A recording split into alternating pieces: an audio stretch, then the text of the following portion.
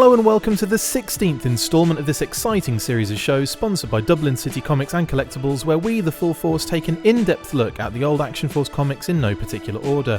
We have decided to delve into one of the largest Action Force stories in the run, and we have broken it up into smaller bite-sized episodes because it spans so many issues. I am Chris, Operation Spudhound McLeod, aka Diagnostic 80, and joining me on this new episode, as always, is Brian, Operation Oh, You've Caught Me in the Nudhound, Hickey. So let's get on with it, shall we? Explosion. As we venture into the depths of yet another disorder of battle, Part 2 rears its ugly head in the huge Action Force story entitled Operation Bloodhound Again! Amazing. Originally published in Battle Action Force over 29 issues from the 8th of October 1983 to 23rd of June 1984. Credits include writer Jerry Day, artist Jeff Campion, Cam Kennedy, letterers Morris Dolphin, John Aldrich, Peter Knight, Clive McGee, Mike Peters and Tim Skomsky. Colours Cameron Brown, John Doe, Robert Geiss, Kongkok Keong, Jim Marshall, Jamal Miller, John O'Hagan, Bart Simon and Chris Smith. Whew. Cast: SES Force, SES Squad Leader Charles Richard Buckingham, codename Eagle. SES Force Commando Hans Jorge Muller, codename Quickfire. SES Boat Patrol Commando Robert Albert Jones, codename Stakeout. SES Panther Driver Ragnar Ragnarsson, codename Stalker. The SES Panther and the SAS Long Range Chinook, piloted by Chopper. Get your chopper out. Get to the chopper! Red Shadows, Baron Ironblood, Red Laser, Red Shadow Troopers, and the Laser Exterminator. Other military contingents in this include the Argentinian Presidente and his cabinet, numerous South American armies and air forces, Pampas region cavalry patrols, and South American cowboys, aka gauchos. So, when we last saw our team, they had gathered intel from a Red Shadow safe house in Brasilia, Brazil. After making a getaway in a sports car, the SAS team returned to Ascendancy Island and back on the trail of Baron Ironblood, who was based somewhere in the Pampas region in South America. With this new information in hand, SAS proceeded to search the massive area and its numerous ranches, this time without any aid from South American Special Forces due to political reasons. Oh look, let's just get straight to the elephant in the room here. I mean, this story is coming hot on the heels of the Falklands War. Yeah. And, clearly there was, still in 1983, things were quite sensitive. So, Argentina is not actually mentioned anywhere in the story, but it's pretty clear that that they have infiltrated Argentinian territory, and the local military forces are not at all friendly. Yeah, it's funny how they completely avoid saying Argentina in most of it as well. It's like Pampas region this, South American armies this. It's like completely avoids Argentina in any way, shape or form, like on the page, doesn't it? And they even make reference to some of the cabinet, like the cabinet as the leadership of the country, refer with the titles that are clearly representative, like of a military or authoritarian regime. Yeah, it's really interesting that, I thought. Really cool. And also, like, kind of as we kind of get into this first kind of the opening splash page for this kind of second part that we've kind of jumped in on, we basically get to see this really shaky relationship between Jones and Muller, aka Stakeout and Quickfire, respectively. It was only Eagle's presence that prevented them from an all-out knife fight. So it really highlights that tentative relationship between the English, Jones from Liverpool, and the Germans, Muller from Germany at the time. So you've got this funny, this aspect of, like, us invading Argentina and due to political reasons can't mention it, and we've got this like tentative relationship between the English and the Germans. It's like this kind of like two-pronged political assault going on, isn't there? Jones is he just seems to wind people up there or rub people up the wrong way. I mean, even in the previous Operation Bloodhound Part 1, we had he was rubbing it up with Pele, rubbing it up with Pele, rubbing Pele up the wrong way, who was obviously a Brazilian Marine who was helping SAS Force on a particular mission. So he tends to have that as part of the character, which I think they're very consistent when they write the character arc for Jones. Because remember, there's different writers tackling these stories from time to time. He's consistently the guy who is getting himself into trouble. I'm only surprised he didn't bring up 1966 in the World Cup.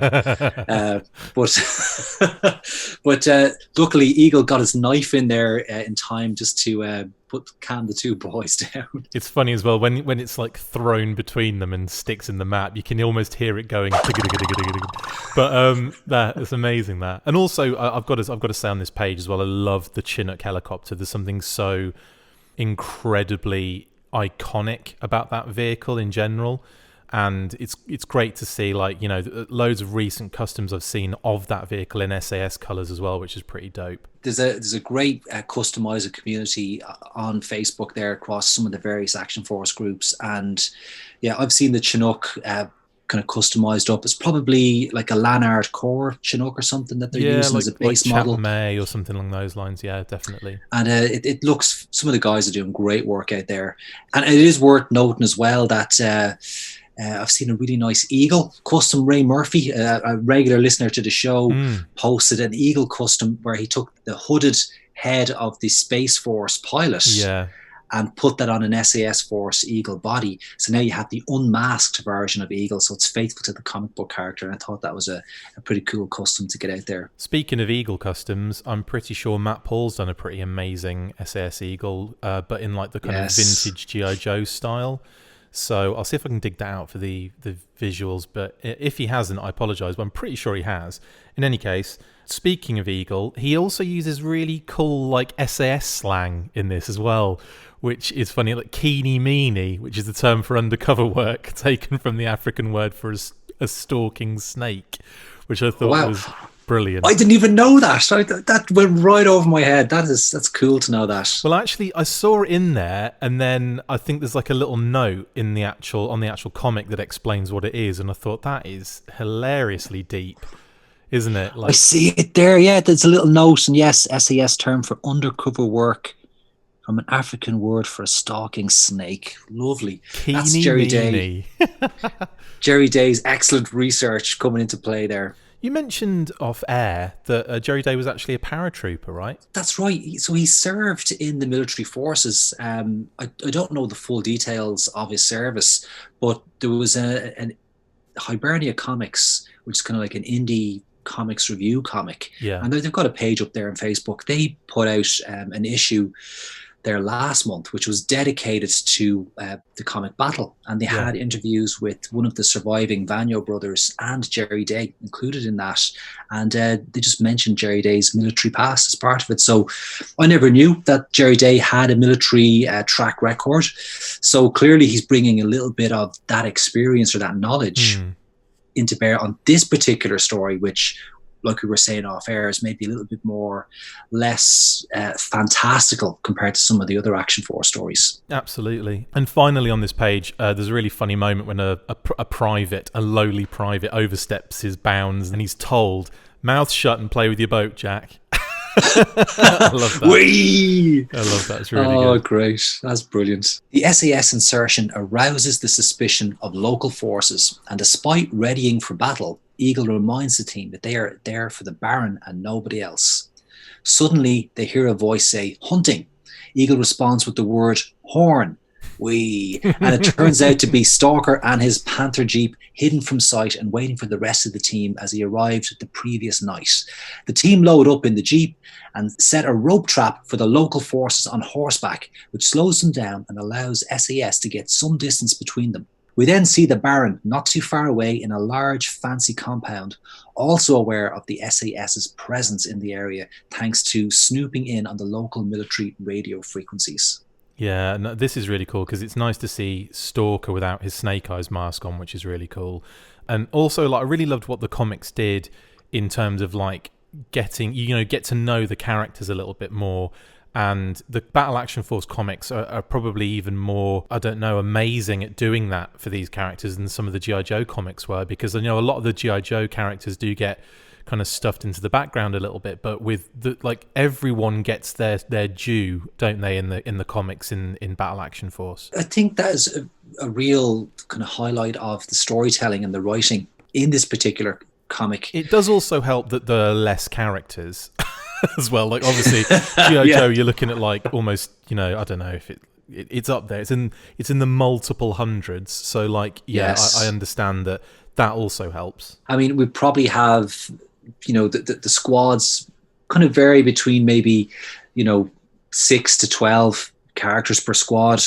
So you're less than 50 Action Force members, and of course you're looking at a very tight knit group. There's only 4 in this part of the story. There's only 4 SAS Force members, so they all get plenty of page time in terms of the different roles they play in this part of the mission. Absolutely. And also the fact that Stalker's from Iceland, and that kind of really opens it up, doesn't it? Kind of shows you the scope of Action Force as an international kind of team. Yeah, we've got Stalker from Iceland, we've got Muller from Germany, and then we have the 2 boys from England, Buckingham and Stakeout. So it's a pretty, you have the core SAS guys are modeled from the British SAS itself, but they brought in this international component, which is what Action Force was always about anyway. It was like an international anti-terrorist unit. So it's great that to see Stalker get a bit of page time in on this, and I don't think we see much more from Stalker outside of this story. Oh, interesting. Well, another thing I would mention is that I really thought that whole international aspect really made things so much more interesting, and it really kind of it allowed stories to kind of be quite like you get the conflict between Jones and Muller. You wouldn't get that if they were just 2 English guys necessarily, but because you've got that background with Germany and with England, you get that kind of interesting, the way that they interact with each other, and the way that their relationship still can, we'll get to a certain point in the story where that relationship is not tested, but it's like you see that they're still brothers in arms, shall we say? Absolutely. And one other thing as well.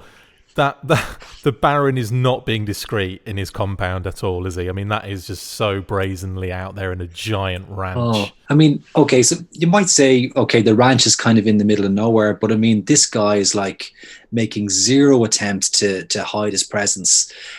If we go right back to the beginning of Operation Bloodhound, his base was underground in the Andes beneath a mountain village, completely disguised.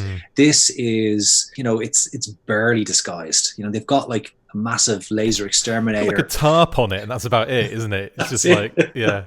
I wonder what's under there. Yeah, it's ridiculous. So, with SAS checking all the ranches in the area for the red shadows, we learn that the weather is preventing the local forces from using aerial surveillance. The SAS are being kept up to date of any changes to the forecast thanks to their home base of Ascendancy Island monitoring the area. As they check on a new ranch, they are attacked by gauchos, South American cowboys, not our gaucho, and tough customers, wielding deadly weighted lariat bowlers. Quickfire shoots one of the bowlers out of the sky, and the gauchos turn and flee in fear, only to be confronted by Stakeout with a shotgun, who prevents them from escaping. Yeah, this is a great scene. Like the lads seem to be having a pretty handy dodging the cavalry, but the way they get the cowboys are a much more formidable opponents to confront them there. I was going to say as well, like the gauchos have got probably more like savvy when it comes to the area as well. Like they're probably way more kind of comfortable, like operating in those situations. Even though like they are mounted cavalry out there as well, but I still say the gauchos have probably had a bit longer in the tooth and probably know the area a bit better as well. So that's probably why they're able to, I suppose, like find the SAS, and the cavalry kind of just literally just go straight past them. I like that there's you've got some of these cultural references coming into the story, which help put some sort of location on where all this action is happening. So the reference to the gauchos, the reference to the bolas helps kind of pinpoint where we think this story is happening.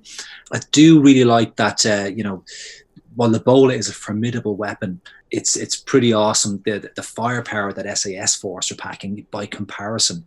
It shows that while the SAS Force might be small, they're incredibly deadly. Yeah, totally. I love how he shoots the bowlers 3 different kind of parts in midair. Like they're obviously they're going at some pace, and he goes bang, bang, bang, and takes all three of the little parts of the bowler out, which is a little bit obviously, you know, crazy and ridiculous, but still quite fun. And also, I should say the term gaucho was later used for the repainted gung-ho, came with the Z-Force headquarters. Yes, indeed. Gaucho is of a Mexican descent in the Action Force continuity. That's right. And we only see Gaucho, I think, in one story, which is Jungle Terror, I think it is. And he's obviously plays a major role in that particular story. And this is a total side note, but when he's coloured up on one of the front covers, where he makes the front cover, he's coloured in the gung-ho colours, not the Gaucho colours. Gutted. Obviously, I know there were Battle Action Force comics that led into the 1985 era, weren't there, where we did have gung-ho. That's right. So Gaucho pretty much made a swift exit, as did all of Z-Force pretty much, once the Hasbro brand really took over and he started to really flood the marketplace with the American G.I. Joes effectively. Yeah. And which, so Stalker in this, so for any of our American listeners who maybe aren't that familiar with Action Force, Stalker is actually a Snake Eyes repaint that was sold with the repainted Cobra Night Attack Jeep, or Vamp, in SAS colours, or Vamp. Sorry, the Vamp. I mean, it's the same thing, more or less. So yeah. So the Gauchos are forced to dismount and are tied up to allow SAS to continue their mission. They realise that the local forces will find the Gauchos, and it won't take long for them to track them via the tire tracks from the Panther. Eagle decides to utilise the Pampas train tracks in order to throw the trackers off their trail, and the Baron hears this whilst monitoring the radio signals. He orders Red Laser to man his weapon.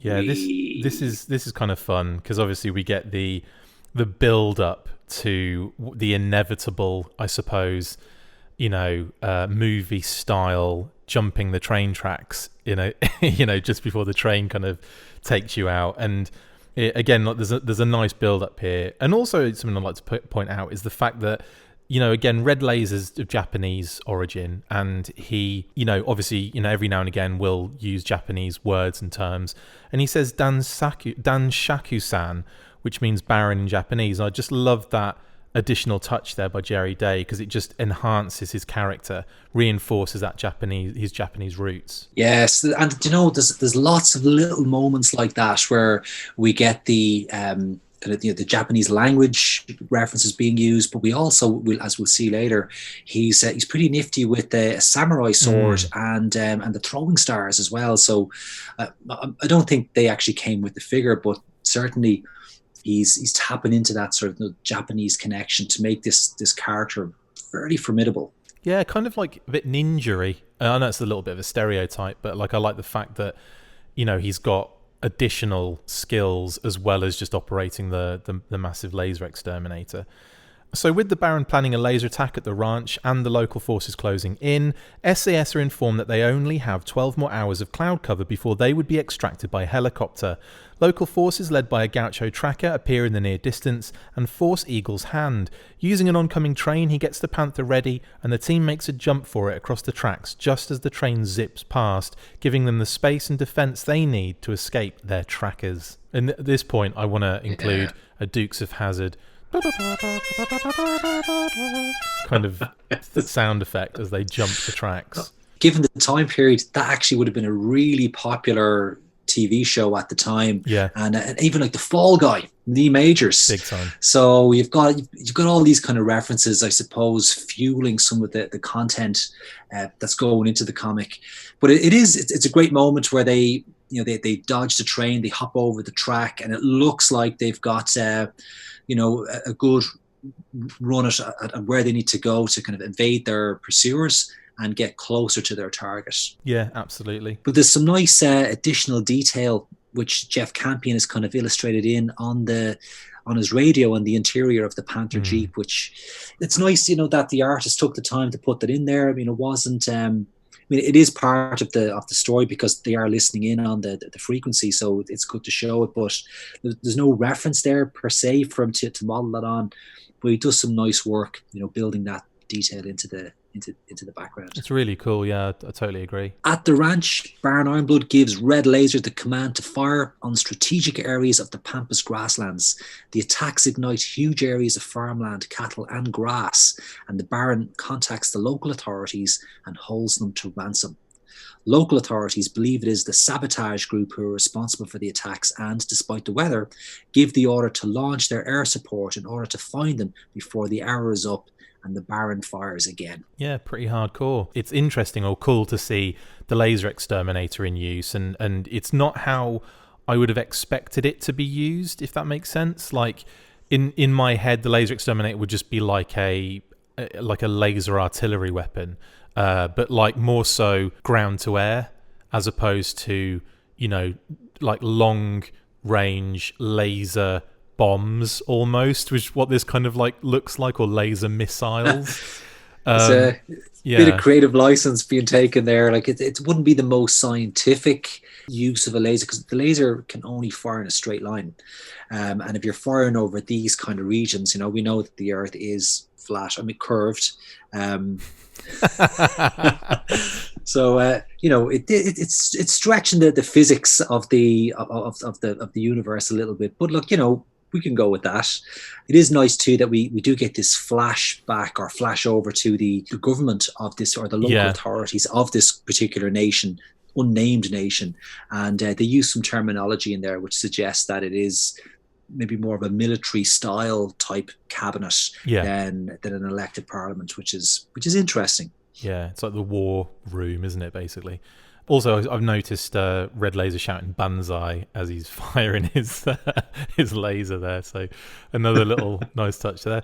Eagle hears that his own SAS insurgent team are getting the blame for the attacks, but continues with the mission and manages to track the location of the Baron's last call to the President, or Presidente. They proceed despite being closely tracked by more local cavalry units. Red Laser contacts the Baron to inform him that SAS are closing in on the ranch, so the Baron gives the order to fire the weapon at the Panther Jeep. It appears as though the Jeep is hit, and at that moment, El Presidente calls and gives in to Ironblood's demands. Yeah, this is pretty cool. I love that panel where you have the 4 members of SAS Force kind of looking up and they're like, oh, heck no, this is it. They think it's like game over. Really dramatic. And you just see a big explosion of the aye. And we all know in the Battle Action Force world, aye means death. Somebody's died. It's about time we got that Wilhelm scream. It's about time. And of course, the Baron's demands, what's he's looking for? $1 million in gold bars or something like that. It's probably not a lot by today's currency standards, but back in 1983, it's obviously he's looking for he's going to deplete the country's gold reserves effectively. Absolutely. Which would cripple the country. So it actually turned out that the laser hit a low-flying aircraft, so obviously the air support that came out earlier, which had spotted the Panther just prior to being obliterated.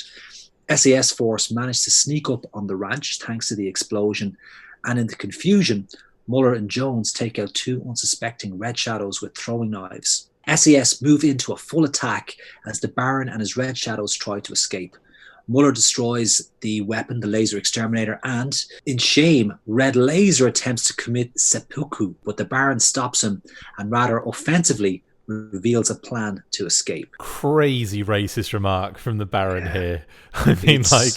Obviously, I'm guessing like the time period, yada, yada, yada, yada, but with the fact he says silence, you slant-eyed fool, is like, wow. Dude. I remember reading that and just being like, wow. Like, it's not the first time that we, in reading Battle Action Force that like one of those remarks has popped up, but he's the bad guy, and I guess that's like adding that element of evil to his nature and to his character, I guess. He's not a likable character, is he? I think it definitely reinforces that, if this guy, he is the bad guy, he's got no redeeming qualities, and he's bad in every way. And you have to remember as well, every single one of his Red Shadows, Red Laser, the Black Major, Red Vulture, all of them, they're all brainwashed to kind of worship him like he's a god and to serve him unquestioningly. So it's not surprising that Red Laser takes no offense to this, because he's completely brainwashed. That's a very good point. Yeah, totally. And also seppuku being a Japanese ritual suicide by disembowelment, which I imagine most people know from reading the first Teenage Mutant Ninja Turtles graphic novels. But like, yeah, that was always one of those interesting things for me, like learning about those kind of rituals and things like that in in this culture. Really kind of, I mean, wow. And again, it works really well, I guess, for the brainwashed minions of the Red Shadows to be kind of willing to do these kind of things for the Baron. Absolutely. But the Baron clearly has, he still needs Red Laser. So he gets him obviously to not commit suicide and punching him in the face. Punch him in the face with his helmet on. With his helmet on, no less. It's a bare fist punch to a helmet. That's gotta hurt. What I really like about this scene here is that, and we touched on it earlier, the SAS Force squad is small, but they are deadly. Yeah. And I think this is where some of Jerry Day's kind of military experience is coming into play here. Yeah. A small four-man team with the right firepower can cause devastation. And we have Muller with his grenade launcher attached to his rifle, and Jones, they infiltrate the sentries on the outside. They get in very close, they're able to take out the heavy firepower. And meanwhile, you've got Eagle and Stalker with the heavy machine gun on the Panther, causing a lot of distraction and devastation to the perimeter defenses as well. It's a pretty formidable assault on the Red Shadow HQ. And clearly, the game's up. They've got no choice but to make some kind of retreat. Ironblood makes all of his remaining Red Shadow troopers dress up in asbestos suits and look-alike Baronet helmets to confuse SAS Force, and in the middle of a huge fireball that once was the ranch, they emerge to attack. In the fracas, Red Laser throws a shuriken at Jones and hits him in the chest. Just in time, the cavalry who had been tracking the SAS sees the battle and realises they blamed the wrong team for the attack and instantly switch their focus toward the Red Shadows. That's pretty cool. That the cavalry come to the rescue. That is, another bit of a cliche. Yeah. I like that. But it saves our boys. And again, the Red Shadows mindset on show, providing a human shield for the Baron's escape. So, basically an impossible tactic to battle against, this numbers and kind of suicidal brainwashing, basically. I did think that was pretty cool that they all emerge, because you think this is it, they're going to finally catch Ironblood, and then they all emerge dressed as Ironblood. It's like, oh no, they're never going to get him now. Yeah. And Jones taking the shuriken to the chest. That's not looking good for Jones. It's not. Quickfire finds Stakeout, who is still alive, thanks to an extra piece of cowhide under his gear, which prevented the shuriken from doing too much damage. And SES Force make their way out of the region in the Jeep. The president hears the news on the phone and surmises that SAS were the heroes that led them to the Red Shadows terrorists, but also make sure nobody finds out due to the political situation. Lol. As SAS hear about these new developments on the radio, Baron Ironblood and Red Laser ambush the cavalry units, clearing up the mess left behind at the ranch, and steal some horses and escape. I'm kind of surprised the shuriken did that much damage, seeing as it's only about 2 inches in him. When you actually look at the kind of shuriken, it doesn't seem to have made that much, it penetrated that far. So I was quite surprised that it's kind of caused so much problems. But I guess they're playing up the stakes, I guess, aren't they? I suppose, yeah. I mean, it's okay. It's a bit of drama. You want to think that the SAS Force have taken some kind of casualty in this mission, but clearly he's going to be saved by the bell. That it's not a fatal hit, and there's obviously an SAS Chinook or helicopter on the way to pick the boys up and get them to give them medical attention that Jones is going to need. It's a touching scene here where, despite the rivalry between the two boys earlier, Muller and Stakeout, or Muller and Jones, we have Muller's genuinely concerned that his comrade is possibly dead, and he's the one who radios in for the medical support. Yeah, and again, it's a nice kind of, like, I suppose, bookend from the start of this, the kind of the argument at the start of this particular phase of the story, and then kind of coming to this point where he's like showing that he really genuinely cares about his comrade, his brother in arms, as I said before, his fellow soldier. So that's a really nice kind of, I think it's like a nice bookend for this particular episode as well, to kind of bring that to a close. And obviously the Baron escapes to kind of continue wreaking havoc in the rest of the continuing on in the story. So that's, I suppose, it for this particular part of Operation Bloodhound. But we will obviously be coming back with another 2 parts, I believe we've decided. At least 2 parts. It is a massive old story, isn't it? But I mean, so far, I mean, I think I prefer this aspect of the story than the first part we covered so far. Only a touch, but I think the first part of the story was very much like all over the place. Like we covered a lot of ground. We were back and forth in different places. There's some kind of very randomly ridiculous aspects to that last episode. This one was a lot more grounded. It was one complete kind of story arc, shall we say, and it focused on in certain areas and certain characters, didn't it? So I think for that, it's definitely a little bit higher than the previous episode we covered. But having reread this story, or this part of the story, is as kind of prep for the show, it does stand out as being certainly one of the top Action Force stories of that particular era, that kind of 83, 84 era. And, we breezed through this like pretty quickly. I mean, there's a lot of issues here that we've condensed into like 30 minutes or so. If someone wants to take the time to go up to the Blood for the Baron website and actually have a read of the story, this is a great piece of writing. Jerry Day definitely brings his military knowledge into bear here. It's written hot on the tails of the Falklands War, so there is political sensitivity around some of the writing in there, but it's very well handled by Jerry, and it's all around. This would be a 5 potato rating for sure. Yeah, if you were doing potatoes, South American potatoes. Yeah, they'd be like those nice, like Colombian potatoes. I don't know what I'm talking about. Anyway, thanks, Brian, for jumping on and getting through, because it's been a long time since we did a Disorder of Battle. I say a long time. It's in full force time. It was about 400 news bursts, which is quite a lot. Which is a week. So I'm glad that we're back on this again, and we'll be coming back a lot sooner for part 3, which again will continue this ridiculously large story arc. If our listeners want to take a guess on where we venture next into the South American content, please send a message to the Full Force on any format you can think of. Anyway, Brian, mate. In fact, it has to be on all the formats. Yeah, you have to every single the same format. Question on every single format, including MySpace. No, I'm kidding. Bebo. Thank you so much, Brian, for jumping on, mate. Really appreciate it. My pleasure. My absolute pleasure. Just waiting for the my pleasure bit, that was all. That's it for the second part of this massive comic story. We hope you enjoyed this episode of Disorder of Battle. Thank you to my co-host Brian Hickey and to our sponsors Dublin City Comics and Collectibles. See you next time, and as always, Full Force. Make sure you get involved with the discussion by liking, sharing and commenting on these videos, and as always you can keep up with the show after listening by following on Twitter @The Full Force, liking the Facebook page facebook.com/The Full Force, and if you would like to contact the show you can message us on either of those platforms with feedback or questions.